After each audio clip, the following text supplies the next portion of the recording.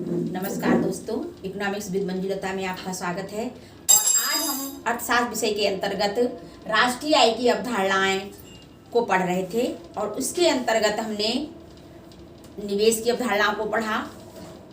निवेश की अवधारणाओं के बाद में हमने घरेलू सीमा व सामान्य निवासियों की अवधारणा को पढ़ा और आज हम विशुद्ध परोक्ष करों की अवधारणा का अध्ययन करेंगे। तो हम जान लेते हैं कि विशुद्ध परोक्ष कर क्या है। जानने से पहले हम जान लें कि कर क्या है। देखिए, तो पहले मैंने आपको पिछले वीडियो में बताया था कि हम जो देश की भौगोलिक सीमा के अंतर्गत जो व्यक्ति काम करते हैं, अपनी आर्थिक क्रियाएं करते हैं और उनके द्वारा उत्पादन करते हैं, तो वो कहलाती है घरेलू सीमा, यानी हम इसको डी से डिनोट करते हैं।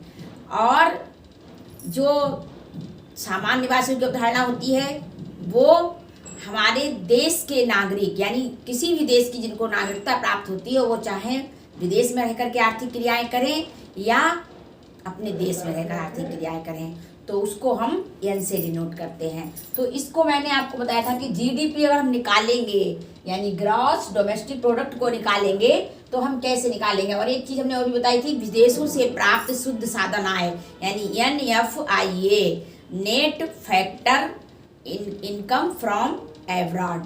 तो ये हमने आपको बताया था। तो इसमें क्या करेंगे, अगर हम जीडीपी को निकालेंगे तो हम जीएनपी में से, यानी जो ग्रॉस नेशनल प्रोडक्ट है, उसमें से हम NFIA को माइनस कर देंगे या घटा देंगे। और अगर हम जीएनपी को ज्ञात करना चाहेंगे, यानी सकल राष्ट्रीय उत्पाद, ग्रॉस नेशनल प्रोडक्ट, तो हम जीडीपी में प्लस कर देंगे NFIA को। ये बिल्कुल क्लियर हो गया और आपको पता भी चल गया कि जैसे हम निवेश और शुद्ध निवेश को कैसे ज्ञात करेंगे, फिर मूल्य ह्रास को कैसे ज्ञात करेंगे, इसको भी मैंने पिछले वीडियो में बताया था।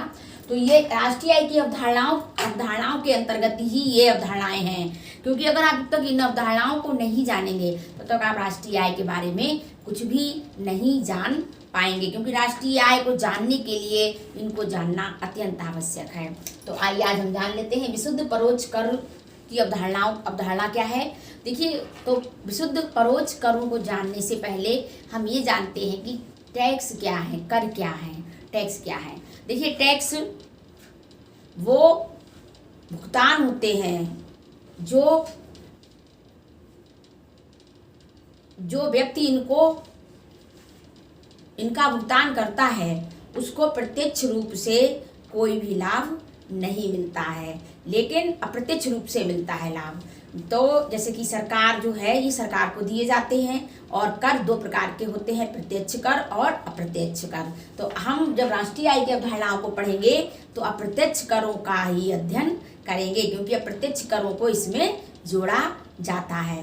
तो हम विशुद्ध परोक्ष करों की अवधारणाओं में हमने जान लेते हैं कि क्या होते हैं। जब भी कोई उत्पादन होता है तो उसमें कुछ साधन लगाए जाते हैं, जैसे कोई फैक्ट्री है वगैरह है या जो भी है, उसमें मान लीजिए उत्पादन हो गया। मान लीजिए ये पेन का उदाहरण ले लेते हैं। इस पेन का उत्पादन हो गया तो क्या होगा कि जो पेन की जो साधन लागत कीमत आई वो होगी 15 रुपया मान लीजिए, या 20 रुपया मान लीजिए।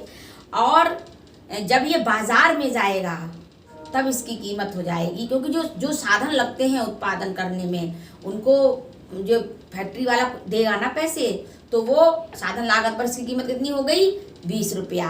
और लेकिन जब ये बाजार में बिकने जाएगा तो बाजार पर इसकी कितनी कीमत हो जाएगी, 25 रुपया या 30 रुपया। जितनी वो फैक्ट्री वाला मालिक चाहेगा, जितना भी उत्पादन करता चाहेगा अपने मुनाफे को, जैसे कि उसको ज़्यादा अगर उसको जानना है कि हमको इसको बेचने में नुकसान हो रहा है, तो वो इसकी कीमत को बाजार मूल्य पर बढ़ा भी सकता है।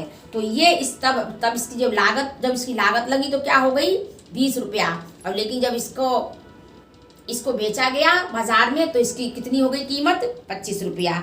तो यानी ये जो 5 रुपए का डिफरेंस है वो कहाँ जा रहा है, वो मार्केट में आने के लिए जो फैक्ट्री वगैरह हैं और जैसे, तो इनको जो भी है, मतलब ये सब कुछ है, जो भी ये गवर्नमेंट को कर देते हैं। तो कर जब देते हैं तो टैक्स इनको देने होते हैं। तो ये जो 5 रुपये का बढ़ाया तो ये कहाँ गया, ये गया सरकार के खाते में, यानी सरकार को अप्रत्यक्ष करों के रूप में इनको मिल गए।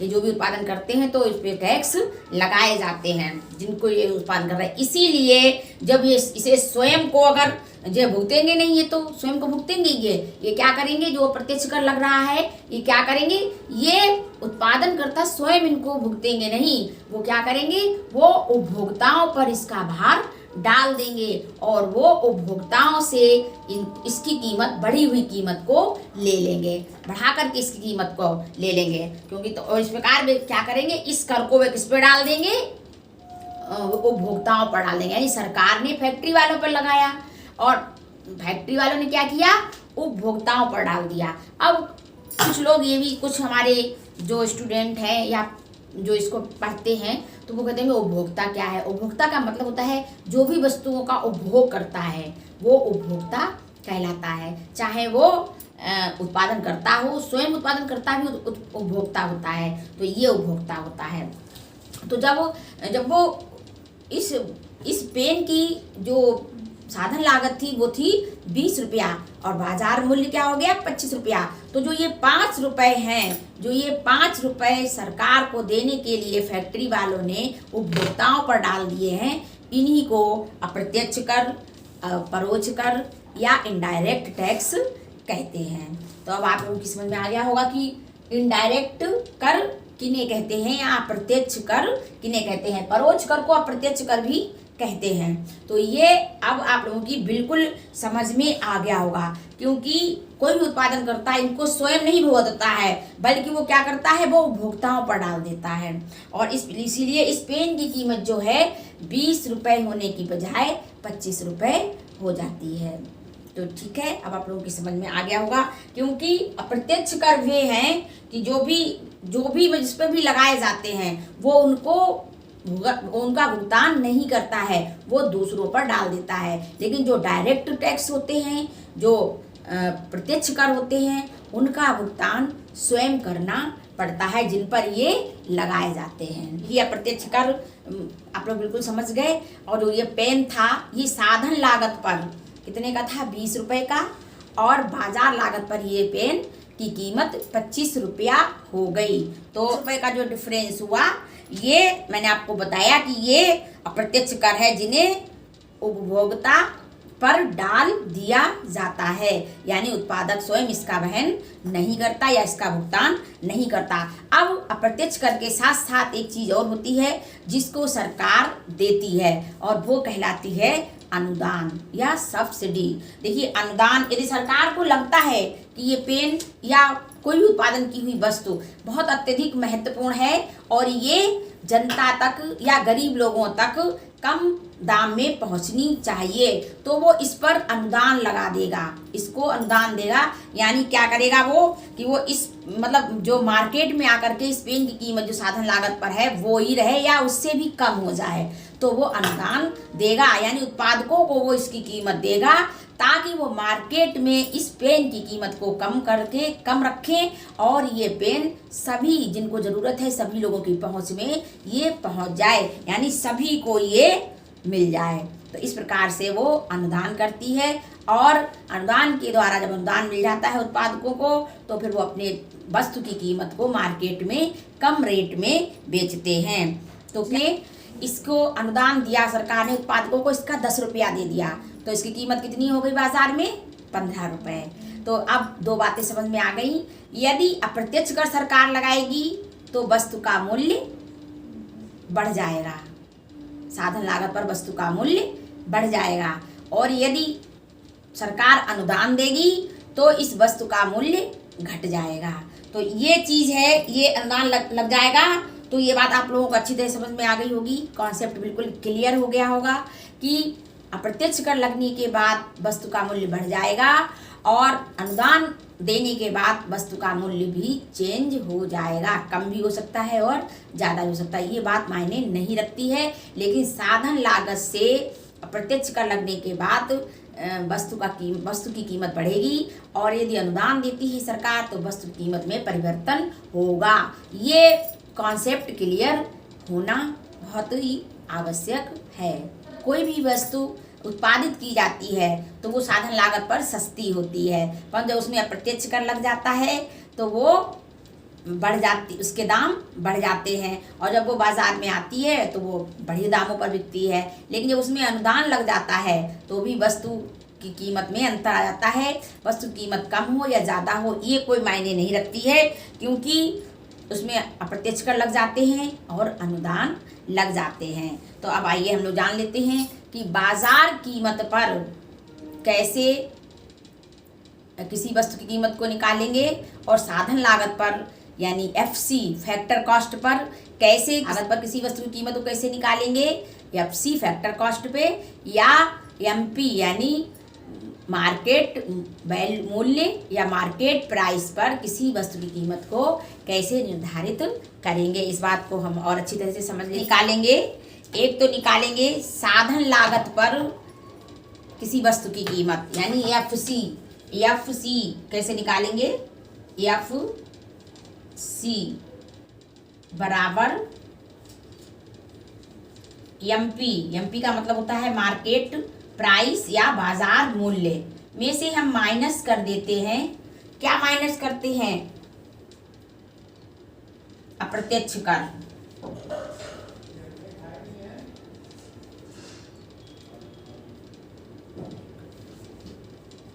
अप्रत्यक्ष कर यानी IT इनडायरेक्ट टैक्स, ठीक है।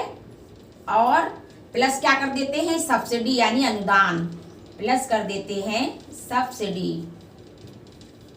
तो क्या मिल जाता है हमें? FC यानी फैक्टर कॉस्ट हमें मिल जाती है। अब हमें MP अगर ज्ञात करना है यानी मार्केट मूल्य पर अगर किसी वस्तु की कीमत को ज्ञात करना है तो हम क्या करेंगे? FC में क्या करेंगे? FC में हम प्लस कर देंगे अप्रत्यक्ष करों को हम प्लस कर देंगे और माइनस कर देंगे सब्सिडी। अप्रत्यक्ष कर यानी IT इनडायरेक्ट टैक्स और माइनस कर देंगे अनुदान या सब्सिडी, ठीक है। तो इतना तो अच्छी तरीके से आपको समझ में आ गया होगा। अब हमारे पास एक चीज और बची है कि ये तो था विशुद्ध, हमने परोक्ष करों की तो बात की। परोक्ष करों की अवधारणा में देख लीजिए ये है कि देश में होने वाले उत्पादन का मूल्यांकन, जैसा कि लिखा भी है, बाजार कीमत पर किया जाता है। बाजार कीमत पर मूल्यांकन किया जाता है देश में होने वाले बाजार कीमत पर मूल्यांकन हेतु साधन लागत व अप्रत्यक्ष करों को जोड़ा जाता है व सरकार द्वारा दिए गए अनुदान को घटाया जाता है बाजार कीमत पर। देखिए वही किया गया, हमने भी किया है। MP का जो हमने इसको फार्मूले के रूप में लिखा है, तो ये 3 हमारे फार्मूले बन गए। एक फैक्टर कॉस्ट यानी साधन लागत पर किसी वस्तु की कीमत कैसे निर्धारित करेंगे, मार्केट मूल्य पर इसमें हम इसको माइनस कर देंगे प्रत्यक्ष कर को और सब्सिडी को जोड़ देंगे, और हम मार्केट प्राइस पर किसी वस्तु की कीमत कैसे निर्धारण करेंगे यानी बाजार मूल्य पर किसी वस्तु का कीमत कैसे निर्धारण करेंगे, तो हम साधन लागत में अप्रत्यक्ष करों को जोड़ देंगे और अनुदान यानी सब्सिडी को घटा देंगे। अब हमारे पास एक चीज और बची है जो कि है शुद्ध अप्रत्यक्ष कर यानी नेट इनडायरेक्ट टैक्स NIT के लिए हम क्या करेंगे,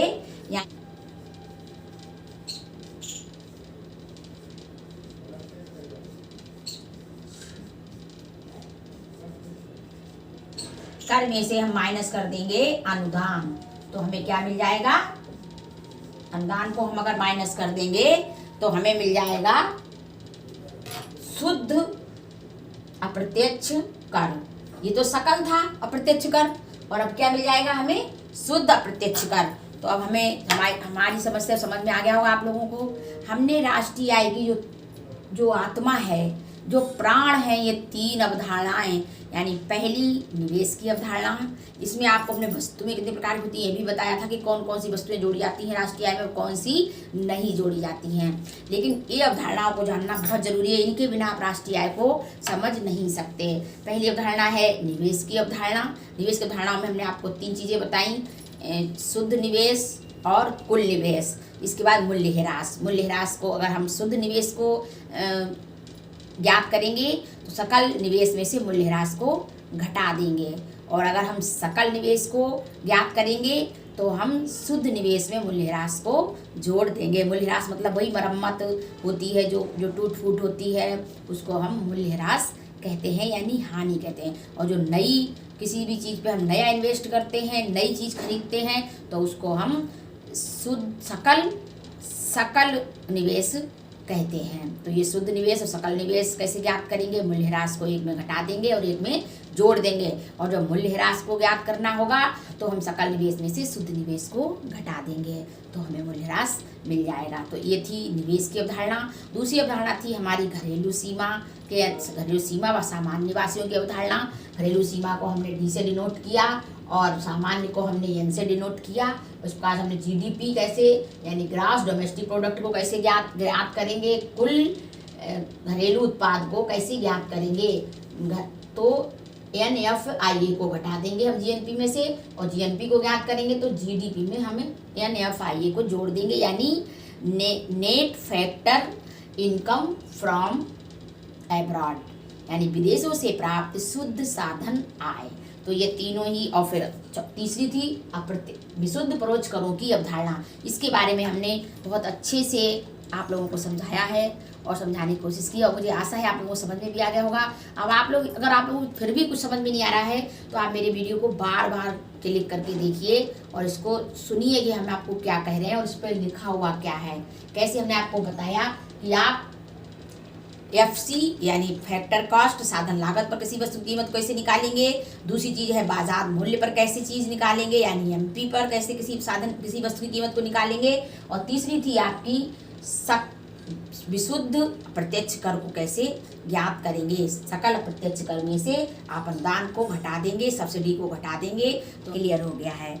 तो इसके साथ ही धन्यवाद। और मैं फिर आपको एक बार फिर आपसे मैं निवेदन करूंगी कि हमारे वीडियो को लाइक करिए, सब्सक्राइब करिए और शेयर करिए। और हाँ, कोरोना काल चल रहा है, घर पर रहकर ही स्टडी करिए। और कहते हैं ना कि बड़े ज़िंदगी में बड़े बुरे दौर देखे हैं, तो ये दौर भी गुजर जाएगा। और थाम लो अपने पाँवों को घरों में, तो हो सकता है कोरोना भी थम जाएगा। हमें अपने आप को सुरक्षित रखना है, सेफ रखना है, इसके साथ में ही अपने सारे कार्य करने हैं।